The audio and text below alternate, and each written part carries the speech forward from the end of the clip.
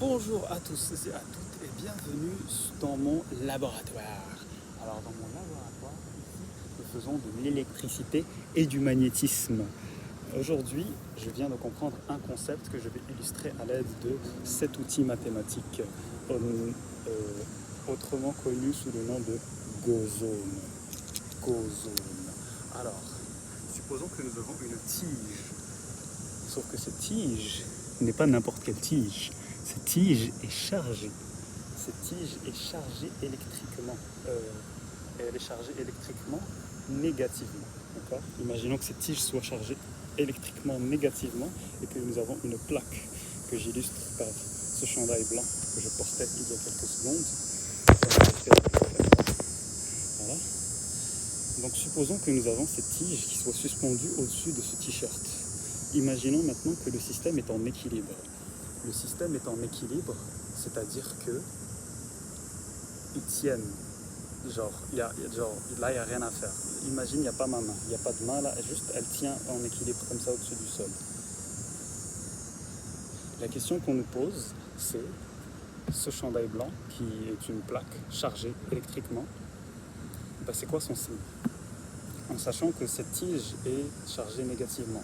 Alors, si j'ai bien compris, si la plaque et la tige sont toutes les deux chargées de signes opposés, il se passerait quoi ? Ils s'attireraient, parce que négatif-positif s'attire. Donc ça, tac. Mais là, c'est pas le cas. Là, elle est suspendue comme ça dans les airs, sans ma main, il n'y a pas de main. Elle est juste suspendue comme ça dans les airs, au-dessus de cette plaque.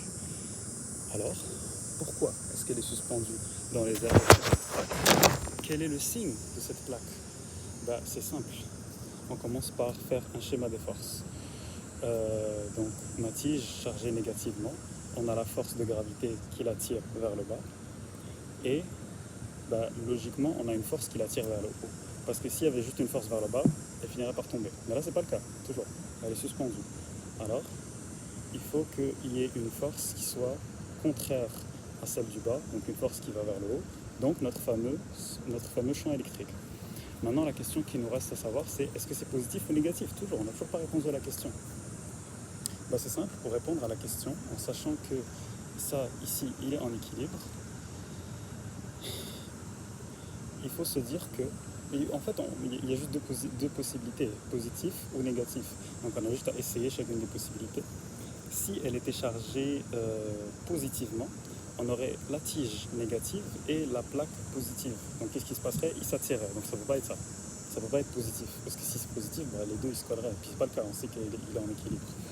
Alors on teste l'autre possibilité. Si c'est négatif, du coup, la plaque et la tige sont de même signe. Et on sait que les trucs de même signe se repoussent, ils vont dans des sens contraires. Du coup, voilà, c'est ça notre réponse.